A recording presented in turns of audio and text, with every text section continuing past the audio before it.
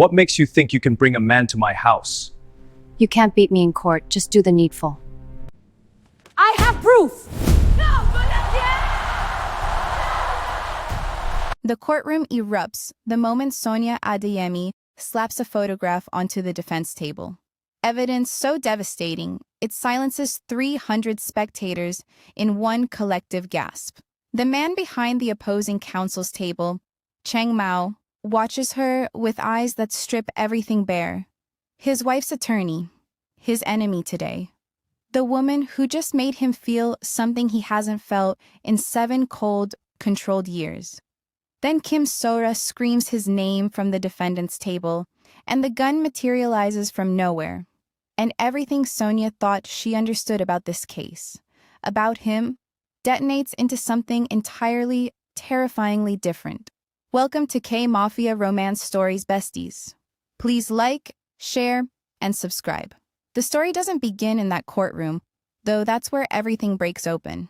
It begins 3 months earlier, on a Tuesday morning in October, when the rain over Seoul falls sideways, and Sonia Adeyemi arrives at her law firm 40 minutes late with soaked shoes, a coffee stain on her white blazer, and a voicemail she has already listened to 9 times. Ms. Adeyemi, my name is Chung Mao.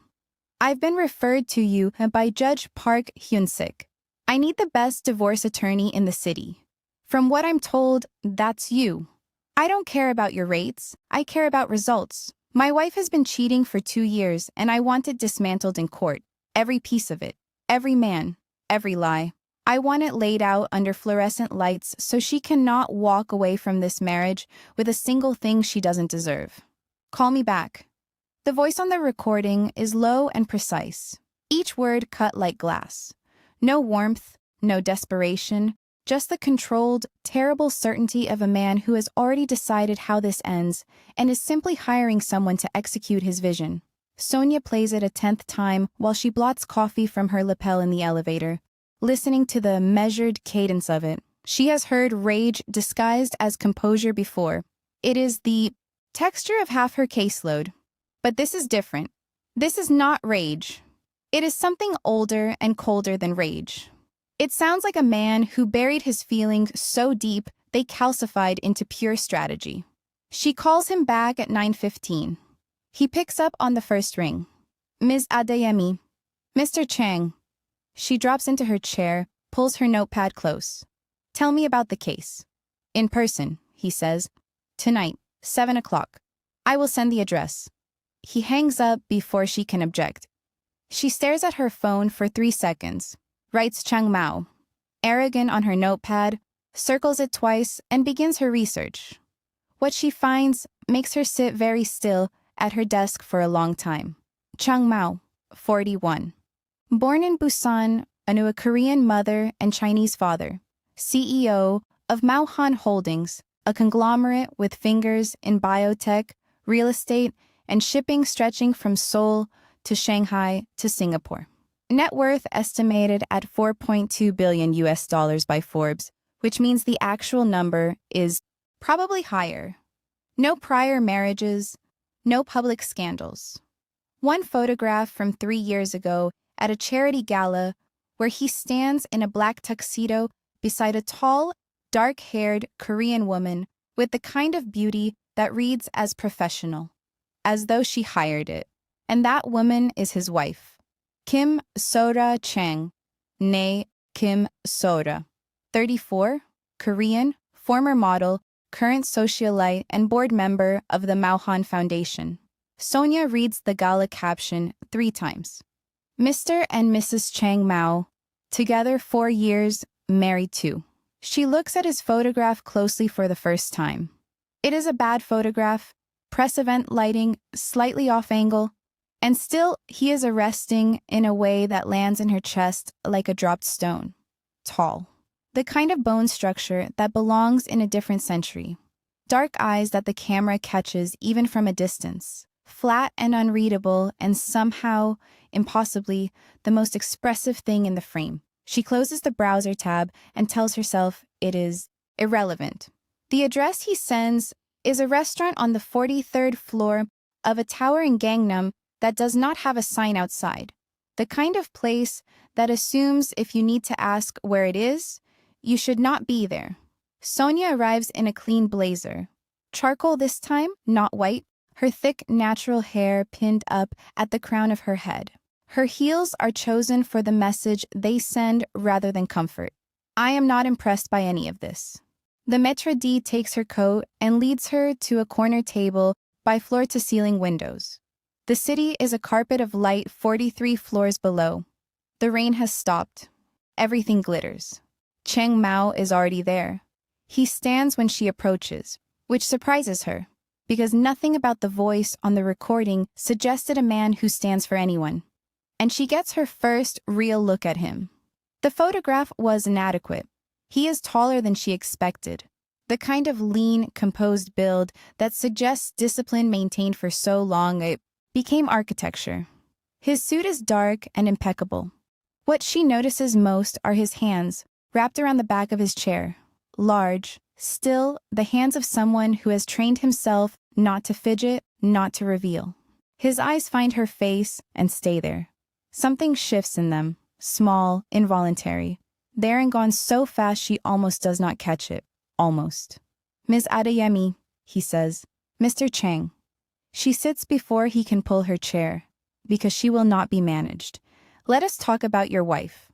The corner of his mouth twitches, not quite a smile. He sits. He tells her calmly with the detachment of a man narrating someone else's disaster.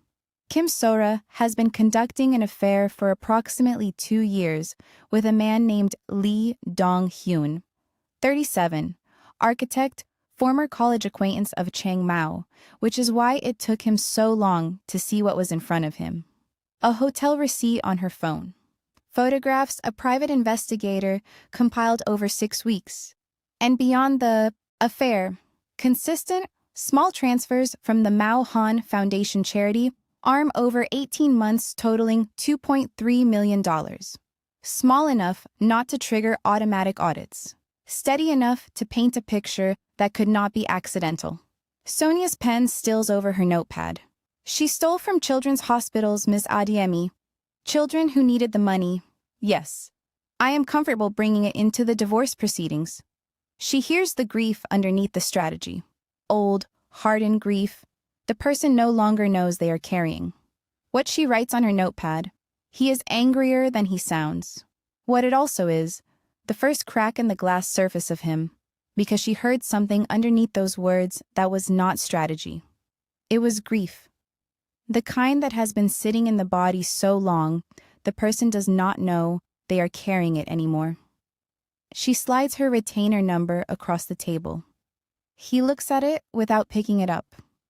Every lawyer I have spoken to has quoted me, 3 times that amount. Every lawyer you have spoken to is charging you for their address. I charge for outcomes. She stands, extends her hand. I will need everything I mentioned by Thursday. My assistant will send the list. He stands, takes her hand. His grip is firm and brief, and she feels the warmth of it 3 floors down in the elevator, standing alone in the descending box with the city falling away beneath her. And she tells herself that too is irrelevant. She is extremely good at lying to herself. It is, unfortunately, a skill that has a shelf life. The documents arrive Wednesday evening.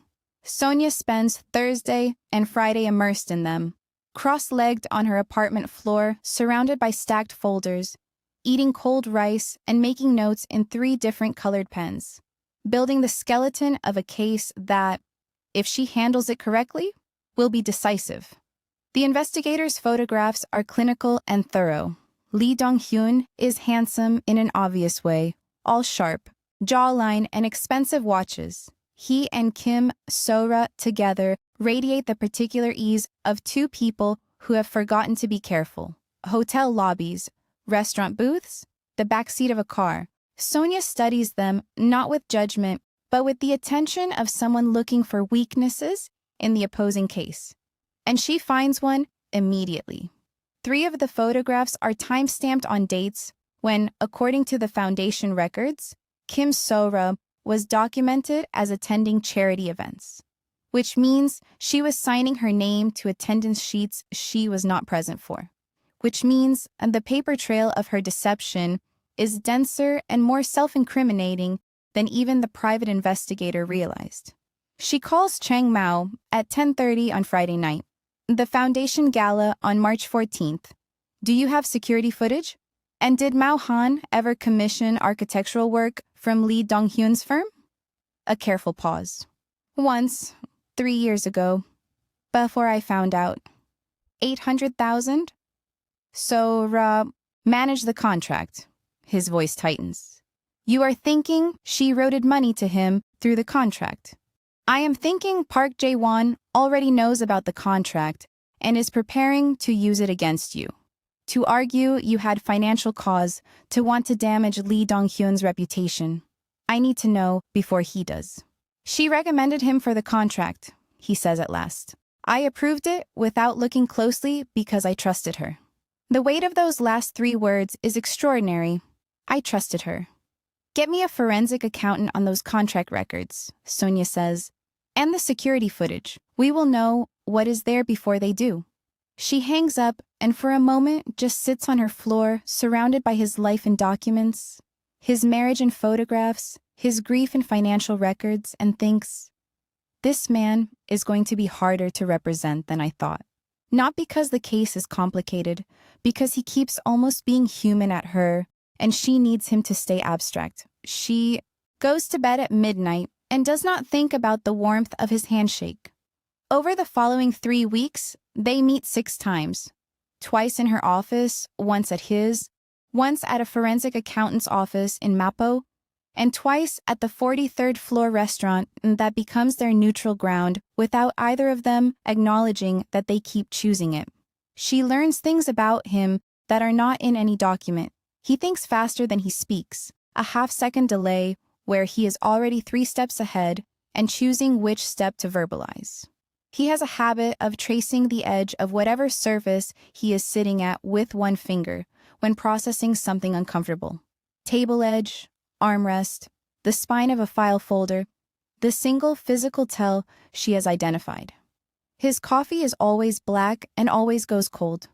He reads every document she hands him in its entirety before responding, which she initially finds irritating and gradually finds the most trustworthy thing about him.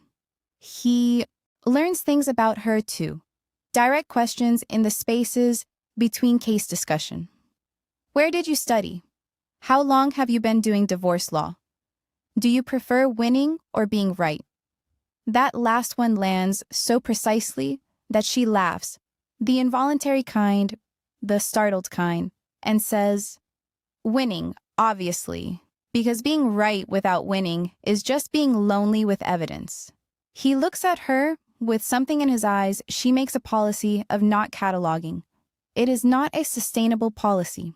The crack in it appears on a Thursday afternoon in early November in his conference room with the Han River wide and gray below. His phone buzzes during a meeting with his CFO. He glances at the screen, and for exactly 2 seconds, something crosses his face. Disgust. And underneath the disgust, something raw and undefended. Pain, maybe. Or the ghost of it. He slides the phone face down on the table with a deliberateness that is practiced. This is not the first time he has done this motion. After the CFO leaves, she says, "Was that her? She wants to negotiate." His voice is flat. "A meeting without lawyers. 6 weeks she has been asking. Do not go. Promise me. If she reaches you without me present and says something that changes your mind about proceeding, it could compromise everything I have built. I need your word." He holds her gaze for a long moment. The light from the river moves across his face. "You have it?" he says. Something settles in the room.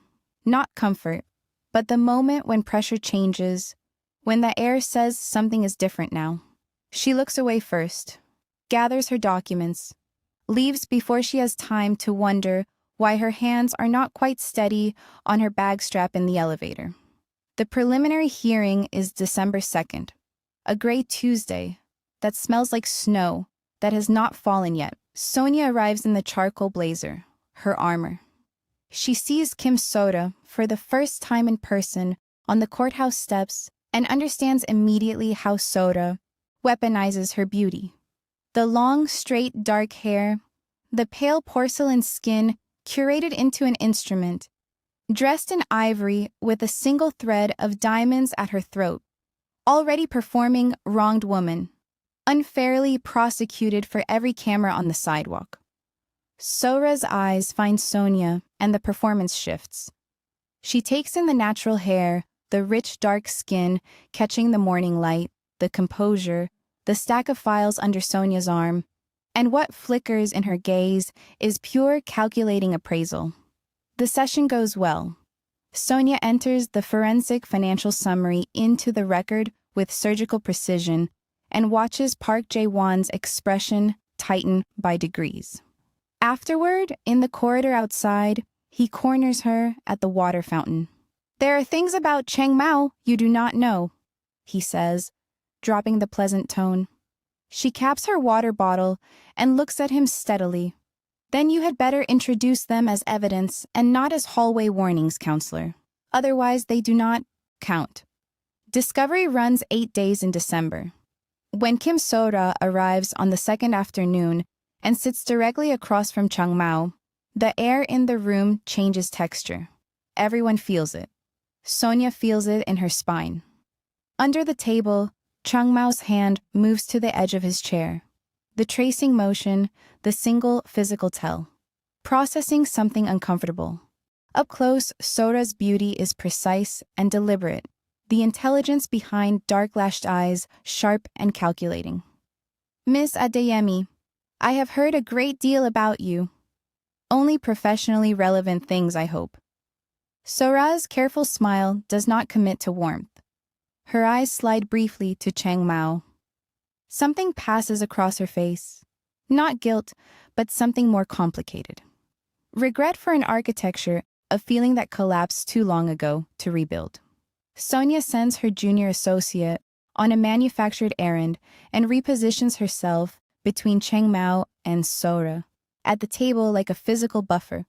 She tells herself it is about document traffic. That evening in the lobby, Chang Mao falls into step beside her. "You did something today.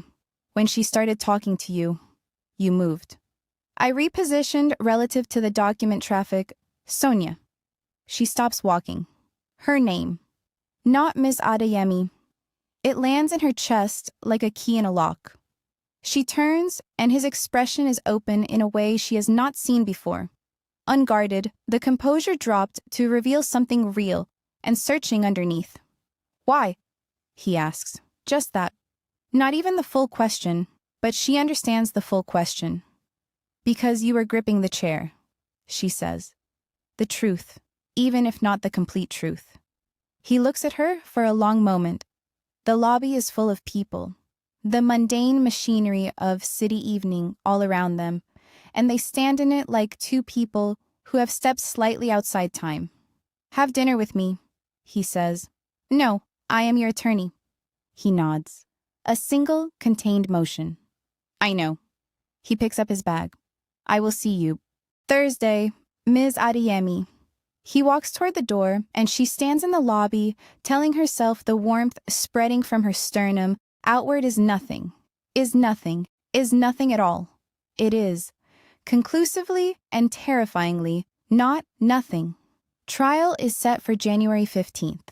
In the 4 weeks between discovery and trial, Sonia builds the case she is most proud of. The foundation fraud airtight, the affair documented, and the architectural contract, money trail, the piece that breaks it wide open, $240,000 routed from the foundation through a consultancy shell company naming Lee Dong-hyun's business partner as its registered agent. On a Thursday evening, reviewing the final case summary with Chang Mao, she raises what Park Jae-won said in the corridor. "Is there anything she could use against you? I am asking again." His hand moves to the edge of the table. The silence stretches. Chang Mao. "There was an investigation," he says, 7 years ago, before we met, when I was expanding into Southeast Asia. A government official in Thailand was receiving payments from a subsidiary, a local partner arrangement that I authorized without fully understanding what the payments were designated as. The investigation was closed. I cooperated fully. No charges were ever filed. Sonia is very still. Why did you not tell me this in October? Because I was cleared. It is a closed matter. A closed investigation is not an invisible one. If Park Jae-won has a research team, and he does, he has this. He cannot use it as evidence because it is inadmissible, but he can use it as character narrative and the judge will hear it even while I am sustaining my objection. She puts her pen down. You gave her attorney ammunition and you did not tell me. I apologize, he says, and it sounds like it costs him. Tell me everything, tonight. It takes 2 hours and 3 cups of coffee. His go unfinished, as always. And what emerges is the story of a 34-year-old executive who cooperated fully, disclosed everything, and walked away from $30 million to do it. Not the villain of that story. By 1 a.m, she has turned it from weakness to character exhibit. You walked away from $30 million to cooperate with an investigation you could have stonewalled. That is not corruption. That is the opposite. I am going to use it. He looks at her across the coffee cups and the scattered notes. And there is something in his expression she has seen growing for weeks. Gratitude layered under something warmer and more complicated than gratitude. You are remarkable, he says, very quietly. Like he did not mean to say it out loud. The air changes. I am thorough, she says, looking down at her notepad. It is not the same thing. It is, he says. From where I am sitting, it absolutely is. She drives home at 1:15 in the morning and stands in her shower for too long with the water running hot, and she thinks, this is a problem. She is in love with her client. She has never in 7 years allowed her professional life and her personal feelings to occupy the same building, and they have somehow, in the space of 3 months, over cold coffee and financial documents and the accumulated weight of his trust, moved not only into the same building but into the same room. She does not know what to do with that except close the door and keep working. She closes the door, she keeps working. January the 15th arrives cold and clear, the kind of Seoul winter morning where the sky is a brilliant, merciless blue and everything is sharp-edged and unforgiving. Chang Mao meets her on the courthouse steps in deep navy, and his eyes when they find her in the crowd are only and entirely hers. Ready? She asks. I have been ready since October, she says, and something in his face softens. They go inside together. 3 days of trial. Park Jae-won paints Kim So-ra as a woman who married a glacier. Sonia's opening statement is shorter, colder, and factual in the way that an avalanche is factual. $2.3 million, 18 months, documented transfers, a shell company, children's hospital funds. She watches the gallery's restlessness flatten into attention and watches Park Jae-won's polished confidence acquire a hairline crack. The evenings belong to them. Delivery food at her conference table, Seoul going dark outside. He tells her he has not eaten at his dining table in 4 years because it seats 12 and he has always been alone in it. She tells her she has not kept a plant since 2019. His laugh, the first real one, unguarded and slightly surprised by itself, lands in her chest and stays there. On the evening of the 16th, when the food is done and they are both still at the table, not quite working anymore, he says, when this is over. He does not finish it, leaves the space open, an invitation she can choose to enter or not. She looks at him, really looks, fully, without the filter of professional distance, and says, ask me then. He nods. Something in his face settles into patient certainty. She goes back to her notes. Her hands are not quite steady. The 17th. Park Jae-won puts So-ra on the stand. She is composed and devastating in pale gray, turning the affair into evidence of abandonment. Then Park Jae-won pivots to the Thailand investigation and Sonia is on her feet. Objection. Your Honor, the matter counsel is attempting to introduce was investigated, closed without charges, and is inadmissible as character evidence under Article 151. Sustained. Nevertheless, Park Jae-won says, and he gets what he wanted anyway. The word investigation, heard by the gallery, heard by the press section. The damage is ambient and real even without the sustain. Sonia approaches the witness stand. The Foundation Gala on March 14th. Were you present? Kim Sora holds her gaze. Yes. Sonia produces the hotel security photograph. Timestamp. Sora's face at Hotel Lumiere in Itaewon at 9:47 p.m. on March 14th. The attendance record. Sora's signature at an event she was not attending in person. Did someone else sign for you? And here, Kim Sora, extraordinarily controlled for 2.5 days, makes her one mistake. She glances at Lee Dong-hyun in the gallery, half a second, involuntary, the look of someone confirming a story with its collaborator. She looks back immediately, but the courtroom saw it. Sonia knows she has it. She can feel it in the temperature of the room, the small shift in the gallery, the way Park Jae-won's hand stops moving over his notepad. She finishes methodically, building the documentary case in the record, and sits down. Chang Mao exhales slowly beside her, and his hand under the table moves to the edge of the chair. She moves her own hand just slightly. Their fingers rest against each other at the table edge for approximately 15 seconds, barely touching. Warmth against warmth. The most intimate thing that has happened between them. Everything.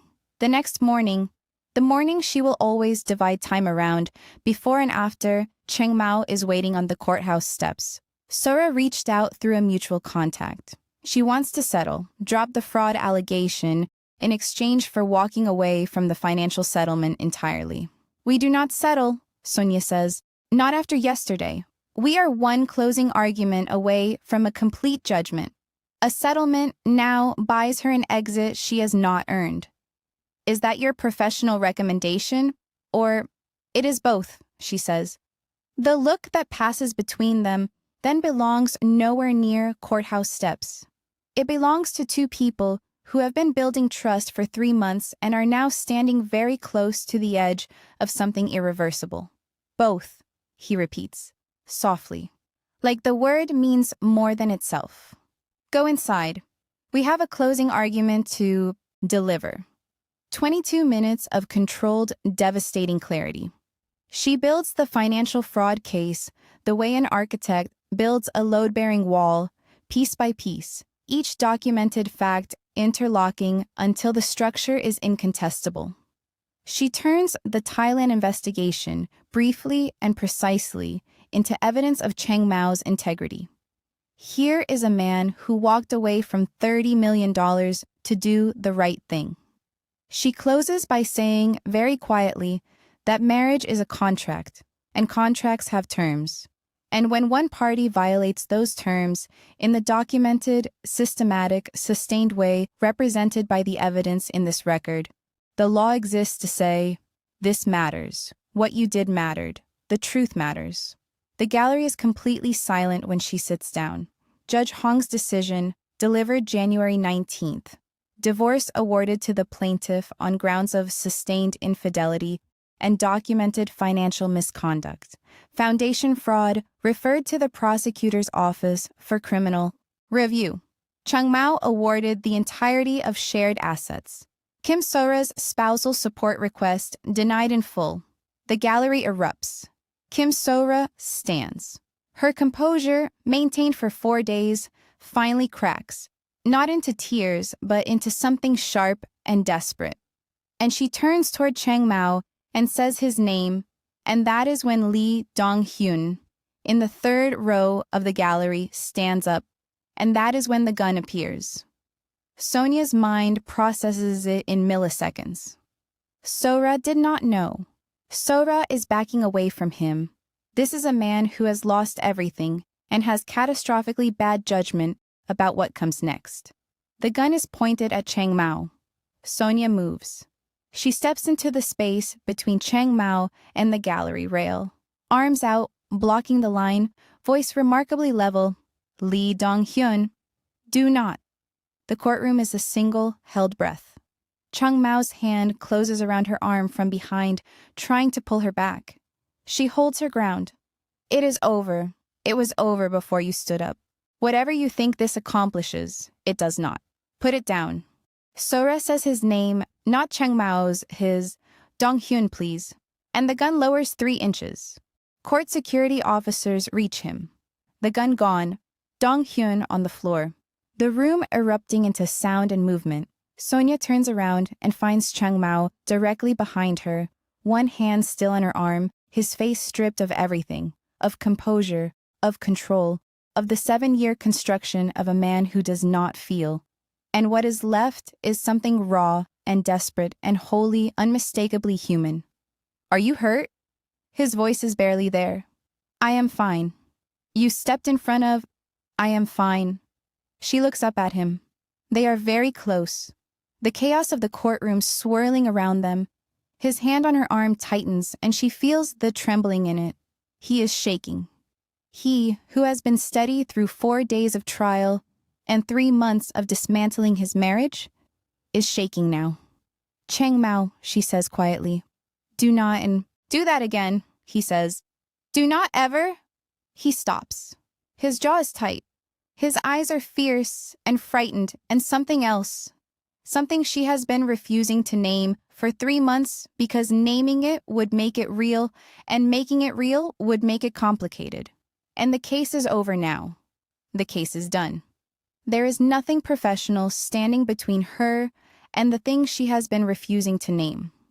She names it in the privacy of her own chest, where it has been living all along. The aftermath of the courtroom takes hours to sort through. Lee Dong-hyun is taken into custody, facing charges of criminal intimidation and illegal weapons possession, in addition to whatever the prosecutor's office develops from the fraud referral. Kim Sora is detained briefly for questioning and then released. The court security makes clear that the incident with the gun was not coordinated, that she was as shocked as everyone else. And Sonia watches her leave through a side door with Park, Jaewon's hand on her elbow. Soda's long dark hair has fallen out of its arrangement. The ivory dress is incongruous in the fluorescent corridor. Soda glances back once, not at Chung Mao, but at Sonia. And the look is complex and tired, and not what Sonia expected, which was malice. What it is instead looks almost like recognition. Sonia holds the gaze for a moment, and then Sora is gone. The legal teams disperse. Judge Hong's clerk collects the final record. The press gather outside like weather. Chung Mao sits in the empty plaintiff's section of the courtroom for a long time, not moving, his hands on the table before him. The room empties around him until it is just him and Sonia and the court's janitor quietly sweeping the gallery. She sits beside him, not across from him, beside him at the plaintiff's table facing forward. They sit in silence for a while. It is done, she says eventually. Yes? How do you feel? He does not answer immediately. She has learned this. Means he is deciding whether to give the real answer or the controlled one. Then, empty, which I expected. And something else, I did not. What else? He turns to look at her. Like I can breathe. For the first time in... He stops, starts again. She and I were over long before this. Long before the affair, maybe. But the process of ending it. He shakes his head slightly.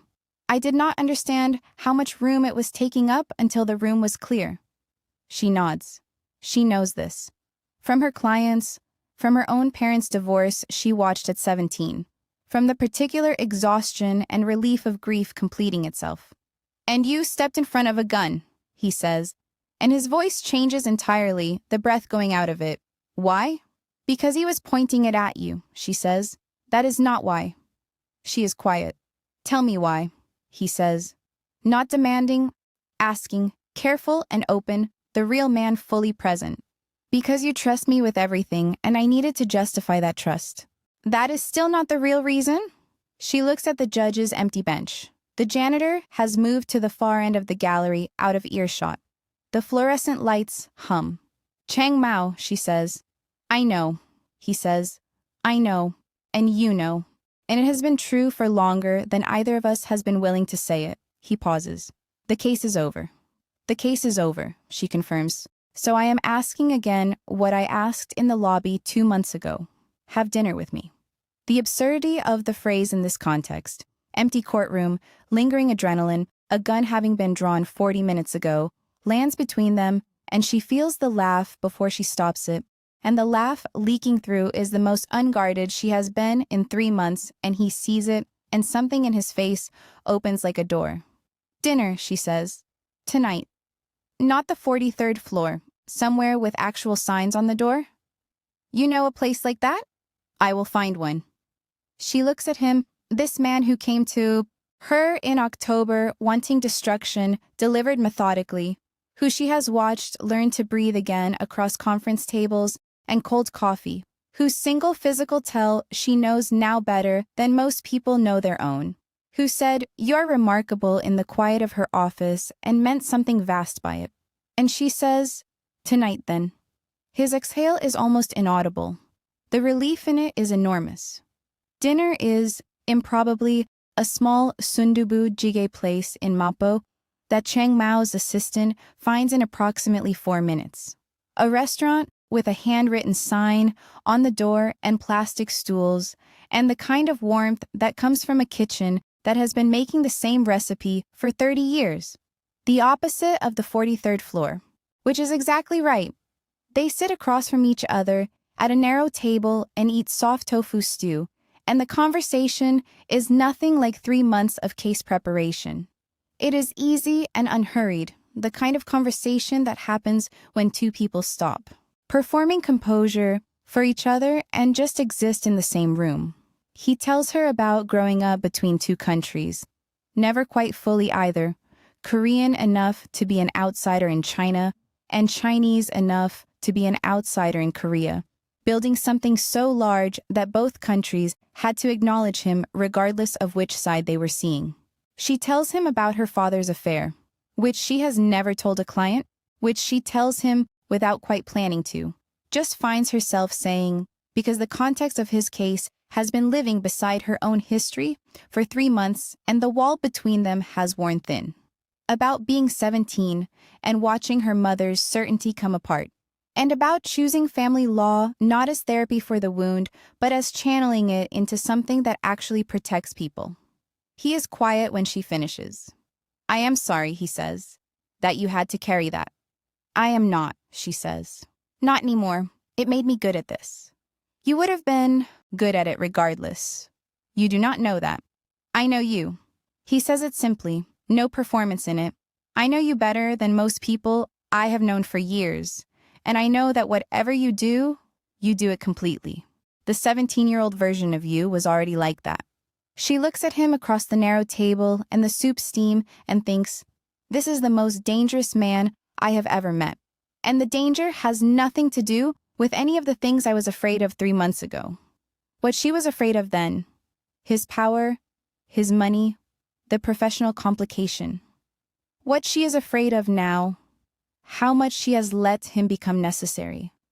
How entirely, without permission, he has become a fixture in the architecture of her daily thought.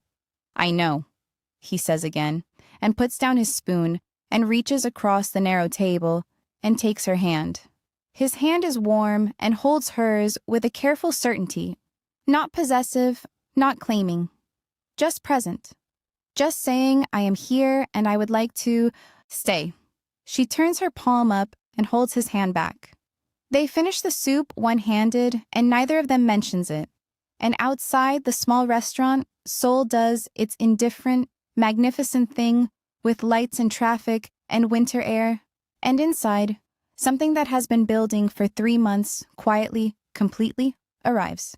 He walks her to her car. Seoul in January at 10 p.m. is sharp and clear and lit, breath visible in the cold air. They walk slowly, Not touching now, but close. The particular closeness of two people whose bodies have begun to calibrate to each other's proximity. At her car, she turns to face him, her back against the driver's door. "I have a complication," she says. "The referral to my firm, Judge Park Hyun-sik, referred you to me. If this becomes something, the professional provenance of the relationship becomes something other law firms can use to challenge my conduct in the case. Retroactively? Does it affect the judgment? No, the judgment stands. Regardless, it would affect my reputation. Is that a reason to stop?" She looks at him. "No, I am not using it as a reason. I am naming it because I need you to understand what I am accepting when I accept this. I have thought about it every day since December." She exhales. Her breath clouds in the cold. "I kept the door closed because the case needed me clear." "The case is over. The case is over." He steps closer, half a step, but it changes the temperature of everything. He raises his hand and touches her face, just his fingertips against her jaw, careful and precise, like something he has been rehearsing without knowing he was rehearsing it. And she tips her chin up, and the gap between them closes. The kiss is not what she expected. She expected something controlled, something with the same meticulous precision he brings to everything. Instead, it is the opposite. Warm and complete and slightly desperate at its edges. The kiss of a man who has been waiting much, longer than 3 months, who has perhaps been waiting 7 cold years without knowing what he was waiting for. She feels the tension in his hands, the frame of them on her face, on the car door beside her, and she understands, fully and finally, what composure costs him, what he has been carrying under all that glass. His forehead comes down to rest against hers when they separate, both of them breathing in the cold. "I will call you tomorrow," he says. "You will call me tonight, in about 20 minutes when I am home." He pulls back just enough to look at her face, and the expression on his is the laugh that is not quite a laugh, the one she has been collecting. 20 minutes. "Drive safely," she says. He opens her car door. "Drive safely," he says back. The calls become every night. Not a decision they make, a gravity, a pattern that establishes itself in the first week of February and becomes as structural as sleep. They talk about nothing. The case he is reading about, in the news, the plant she still has not bought, his dining table that still seats 12 people he does not have. The conversations end late and leave her lying in the dark with her phone on her chest and something warm and slightly terrifying in her sternum. The first time he comes to her apartment is 10 days after the verdict. He shows up at 8:15 on a Sunday morning with coffee from the cafe 2 blocks from his office. Approximately 30 minutes from her apartment, which means he came out of his way, which she notes without mentioning. When she opens the door, he takes in her Sunday reality. Hair unbound in its full natural glory, oversized sweater, reading glasses still on, surrounded by the Sunday papers. His face does something soft and helpless that she files away as one of her favorite things. He stands in the middle of her apartment and takes it in. Her world, books stacked on every horizontal surface, the organizational system that makes sense only to her, the dead plant still on the windowsill. And she watches him taking it in with the attention of someone learning a language. "You kept it," he says. "It is complicated. I feel responsible." "You killed it, which is why I feel responsible." He sets the coffee down, reaches for the dead plant and lifts it, inspects the completely desiccated soil, sets it back. "How long?" 14 months. He turns to look at her with an expression of genuine alarm. "I know," she says. "Sonia. I know." He takes out his phone and types something. "I am sending you a plant care service. You cannot send someone to water my plant." "I am not sending someone to water your plant. I am sending a subscription service that sends you text reminders and color-coded schedules and has a helpline for exactly this situation." She stares at him. He sits down on her couch with his coffee, looking entirely comfortable, as though he has been in her living room before and plans to be again, and the ease of him. This man, who commands boardrooms and towers and 43rd floor restaurants without signs, sitting on her second-hand couch, sends a particular ache through her chest that is not pain and is not quite joy, and is something in between those things. Something that is simply this. This is what I want. I sent it, he says. Drink your coffee. She sits on the other end of the couch. They drink their coffee. Outside, February Seoul moves through its Sunday indifference. She reads sections of the paper and passes them to him. He reads them. They talk and argue and agree, and the morning goes, and she thinks, this is the easiest thing I have ever done, and it is the most dangerous, and I am choosing it. 3 weeks into February, the complications arrive. The Bar Association of Seoul begins a preliminary inquiry into the Chang Adeyemi case. Not uncommon after high-profile divorce proceedings that end in criminal referrals. Someone on So-ra's legal team, acting separately from Park Jae-won, who has the good grace and professional ethics to stay out of it, files a complaint alleging the relationship compromised the objectivity of the proceeding. Sonia's senior partner calls her into his office on a Tuesday morning. The complaint is baseless, he says. The judgment is final and the procedural record is clean. But the inquiry will take 6 weeks to complete, and during that time, you cannot take new cases. 6 weeks, she says. I am sorry, Sonia. She calls Chung Mao from the parking garage. I will call my lawyer, he says immediately. Chung Mao, this is retaliatory. Someone on her team is trying to damage you because they lost. Yes, but calling your lawyer to fight my professional inquiry makes it look worse. It looks like you are exerting influence on the process. Let me handle this. I do not like this. I do not like that you are being punished for nothing I did wrong, which is what the inquiry will find. In 6 weeks. She takes a breath. Do not fight this. I am not promising that, he says. I am promising I will not do anything without telling you first. It is not what she asked for. She accepts it because it is honest, and honesty from him has never been a small thing. Come over tonight, she says. I will be there at 7, he says. The second complication arrives on the last Friday of February. A call from an unknown number at 2 in the afternoon. Ms. Adeyemi. The voice is low and smooth and Korean, and she knows it immediately. Sonia stands up from her couch and says, Sora. A pause. I did not know who else to call. What do you need? Sonia asks. She keeps it level.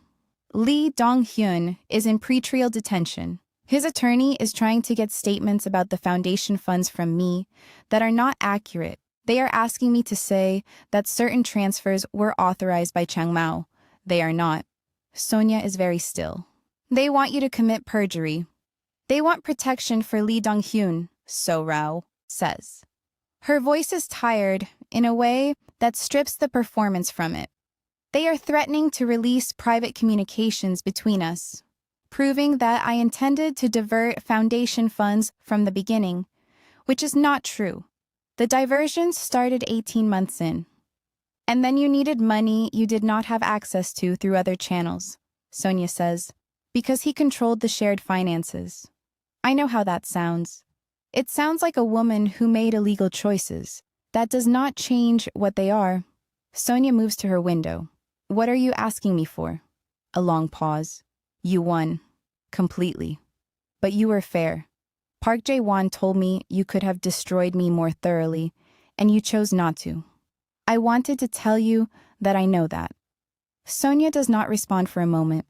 Soda, she says, I cannot be your attorney. I am ethically prohibited from any representation of any party in a matter I was previously involved in, but I can give you a referral to someone who handles precisely this situation. Someone who will be honest about your exposure and help you navigate the perjury pressure. Why? Sura asks. Why would you help me? Because threatening a witness into perjury is a crime that would compromise the prosecution of a man who pointed a gun at multiple people in a courtroom, including me. She pauses. And because being on opposite sides of a courtroom does not mean I wanted you in pieces. I wanted the truth on the record. It is there. That is enough. She hears Sora exhale slowly. The sound of someone who has been holding their breath for much longer than the length of this phone call. Sonia gives her the referral and hangs up, and stands at her window and thinks about the strange, circuitous ways people damage each other and then have to find their way through the wreckage. She calls Chung Mao at 4. Sora called me, she says. He listens to everything. Then, you helped her. I gave her a referral. She needed one. She cheated on me for 2 years and defrauded the foundation, and you helped her stay out of a perjury trap that would have complicated the prosecution. She pauses. It was also the right thing to do. Silence. You are, he says at last, very slowly, the most extraordinary person I have ever known. Come to dinner tonight, he says, the 43rd floor. I had them hang a sign. It says restaurant, in very large letters. He pauses. I own the building. She laughs, the real one, and says, 7 o'clock. It happens at 11:30 p.m. in the coat check corridor of the tower, after a meal that was easy and warm and fully theirs. She is reaching for her coat. He takes it from the attendant first and holds it for her, and when she turns back around, he is close, looking at her with the unguarded openness that is, she now knows, his real face. The one he keeps for rooms with only her in them. I want to tell you something, she says. Tell me. I love you. She says it directly. The way she says everything that matters. Not because of the case, or the proximity, or the careful professional story I have been telling myself for 3 months. I love you. You specifically. The way you finish every document before you respond, and the way your coffee always goes cold, and the way you sent me a plant subscription, like it was the most logical solution in the world. I love you, and I thought you should know in plain language. He looks at her for a long moment. Sonia, he says. Yes. I have loved you, he says, since the lobby. When you said winning is being right with evidence. I have been navigating that fact for 2 months with considerably less grace than you are displaying right now. He exhales. I have been terrified, afraid every day since December that you would finish the case and recalibrate and decide that what happened between conference tables was not. It was, she says simply. It absolutely was. He closes the distance between them and kisses. Her in the tower lobby, not like the January night kiss in the parking garage, which was desperate and revelatory. This is a certain kind, the kind that says, I know what this is, and I am choosing it, and I would choose it again.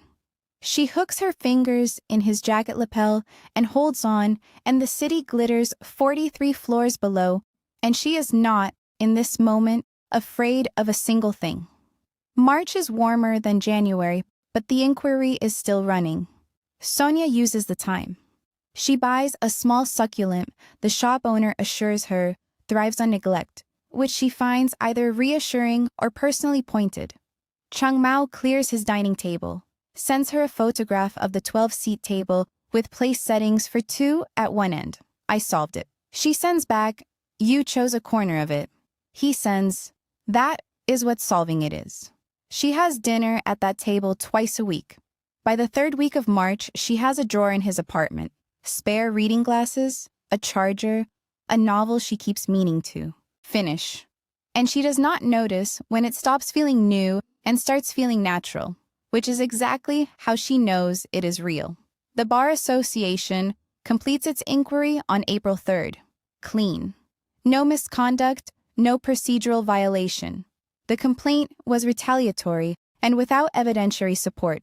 Sonia's record intact. She calls Cheng Mao. It is over. The inquiry, clean. The exhale on his end is long and deeply felt. Come to my office, right now. I have a meeting, cancel it, please. Something in the please.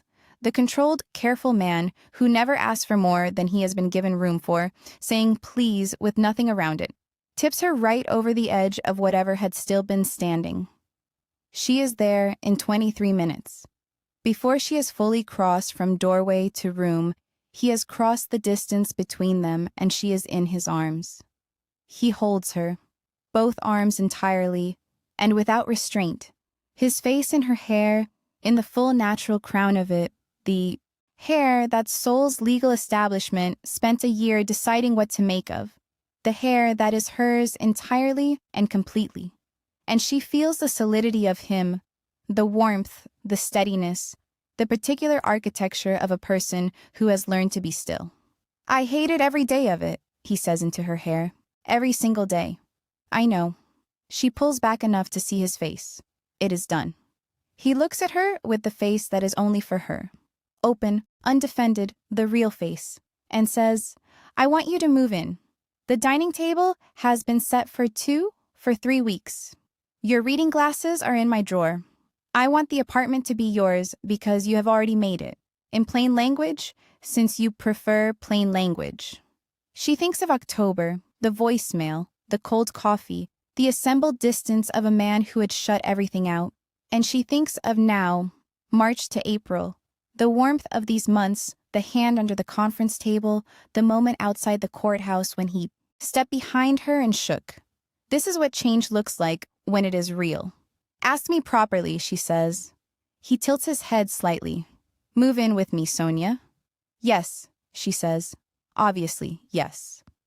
Summer arrives slow and hot and full. The foundation fraud trial concludes in June. Kim So-ra, who cooperated with the prosecution, receives a 2-year suspended sentence and a full repayment order. Lee Dong-hyun receives 4 years. Sonia is in Chang Mao's car on the way home from the courthouse.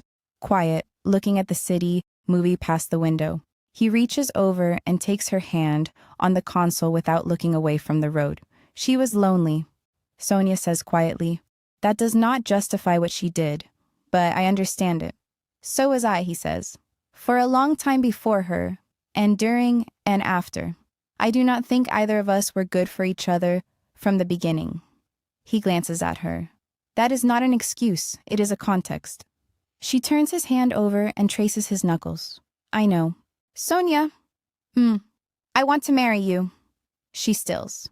The car moves through summer Seoul, windows open to the warm evening air, and Chang Mao keeps his eyes on the road and his hand in hers and waits. That is not a question, she says. It is. It just does not have a question mark attached. Because I am more certain about this than I have been about anything, and I did not want the sentence to have the shape of uncertainty. She looks at his profile. The bone structure the press photograph could not capture. The jaw set with the tension of a person who has made themselves completely vulnerable and is waiting for the world's response. Are you proposing to me in a car on the highway? I am proposing to you on the way home from a courthouse, which is either very appropriate given the circumstances or completely... It is appropriate, she says. In plain language, yes. Yes. I will marry you. The tension in his jaw releases all at once. He turns to look at her and she sees it, the full, unguarded joy of it, the thing buried under 7 years of glass and composure, and it is the most beautiful thing she has ever seen on any human face. She leans across the console and kisses him on the cheek. Eyes on the road. He laughs. The real one, the unguarded one, the one she collected first at the Sundubu restaurant, and says, yes, counselor, and takes the exit for home. They marry in October. 1 year, almost exactly. From the Tuesday morning, she listened to his voicemail 9 times in a rainy elevator. She chooses this date deliberately, and when he sits across from her at the dining table with the venue confirmation in his hand and looks at her, she simply says, I like the symmetry. His expression does the thing. The helpless, warm, open thing she has been collecting all year. The ceremony is small. Her mother, his closest colleagues, a handful of people who know them as they actually are. A garden in the hills above Seoul where in October, the trees are turning and the light is the particular amber of late afternoon, and the air smells like leaves and the end of a long, warm season. She wears ivory, a deliberate reclamation. The color that stood across from her in a courthouse nearly a year ago performing an innocence that was not hers. When Cheng Mao sees her at the garden entrance, his expression moves through composed and composed and composed until it does not, and she walks toward him through the October light thinking, this is what I was moving toward all along. All of it, the voicemail, the cold coffee, the hand under the table. All of it was moving toward this moment, this man, this particular afternoon light on his face when he looks at me. The vows are short and entirely their own. He says, I want to be the person you trust with everything. I want to spend the rest of my life earning that. She says, I fell in love with you while building a case against someone you used to love, and I thought that was the most complicated thing I had ever done. I have learned that loving you is simpler. It is the simplest thing, and I choose it every morning. He slides the ring onto her finger, and his hands are completely steady. She slides the ring onto his, and her hands are completely steady. They stand in the October light, married, and all around them the trees turn gold, and the city stretches below in its magnificent, indifferent beauty. And none of it is indifferent anymore. It is their city, this season, this life, and they chose it with open eyes. 3 months later, in January, she tells him over breakfast. She puts the test on the table beside his coffee cup. He looks at it. Then he looks at her. His coffee, as always, is going cold. For once, he does not say anything for a long moment, and she watches his face move through an arc she has never seen before. Not the composure dropping, not the measured response, but something entirely new. Something that looks like the world, rearranging itself around a single fact, and the rearrangement being, impossibly, better than anything that came before. He reaches across the table and takes her hand in both of his. January, he says quietly, which does not mean the month but means the year, the case, the voicemail, the beginning. The long, impossible, particular journey of two people who found each other inside someone else's wreckage and chose to build something true. January, she confirms. Outside, Seoul is cold and clear, and the Han River is a gray ribbon below, and the city is just beginning its day. Indifferent, magnificent, not knowing or caring that inside one apartment, a man who learned to breathe again is holding the hands of the woman who showed him how. The coffee goes cold. She makes him another cup. He drinks the whole thing. And that, besties, is how a man who hired an attorney to destroy his cheating wife ended up losing his heart in the process and gaining everything that actually mattered. If this story moved you, please like, share, and subscribe to Mafia Romance Stories. We will see you in the next one.